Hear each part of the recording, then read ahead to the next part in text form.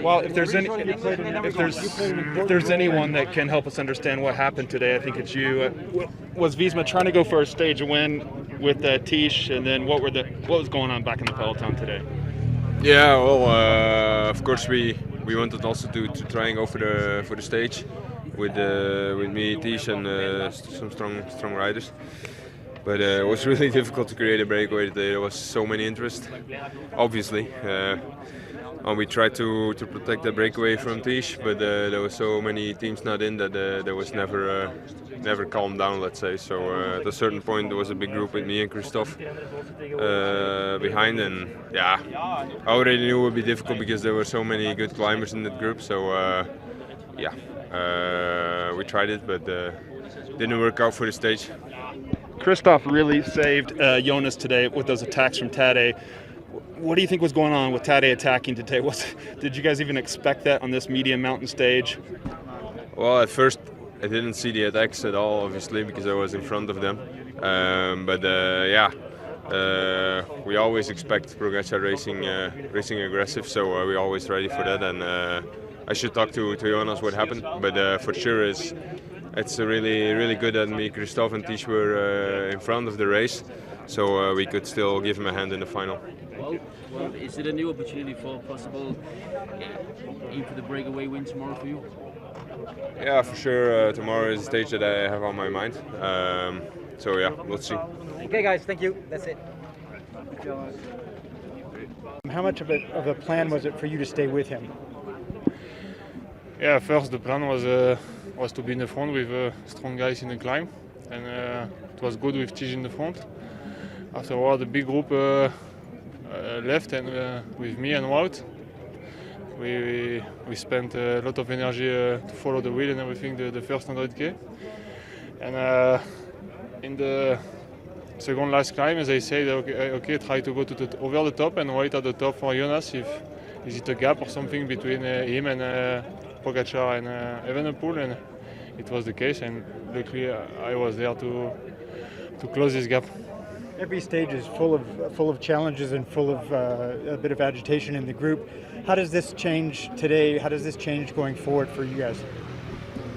Guys, another hard day in the legs, and the same for everybody. Tomorrow will be hard again, and this week, it will be hard in tennis now, and it's also good for Jonas when he's hard, and we will see how he feel in the stage of Friday and Saturday. Were you kind of surprised with 3 minutes that Tadej attacked again today? Not really. We know how he is, and we didn't know, but we were expecting this, and this is why I was waiting at the top. And I think Remco put in like 10 seconds or so back to Tadej and Jonas today. What does this mean on a medium mountain stage with the big mountains yet to come? Yeah, do not mean a lot. It's only 10 seconds.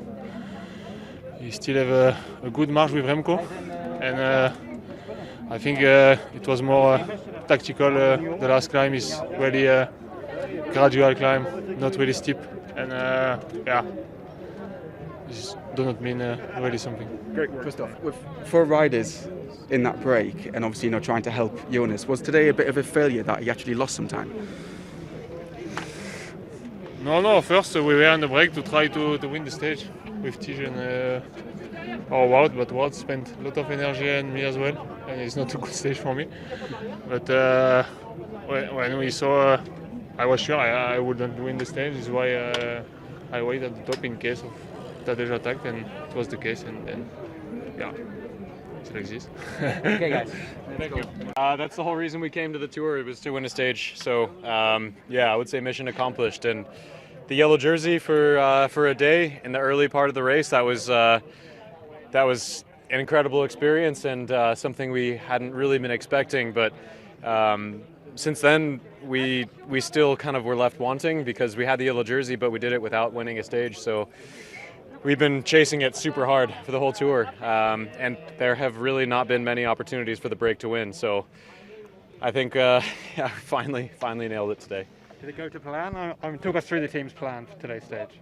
get Richie in the break, and if he's not in the break, chase it down or keep the race open. So it was a very long, hard fight because a lot of teams wanted to be in the break. So I think it was probably 110K or something. I don't know when the break finally went, but it was a long, long fight, and it definitely smoked the whole team. But we got the right guy in. Niels, a lot of heartache leading up to this, and a lot of strife to get here. Tell us what it feels like to finally accomplish it. Extremely relieved. I can say, there's still a few more opportunities to go for a result, but we really got what we came for. We had the yellow jersey for a day, we got a stage win, and it's something we've been chasing super hard. So we're going to really enjoy that celebration tonight. And getting Richie in that breakaway, I guess you guys must have believed this is going to be the day.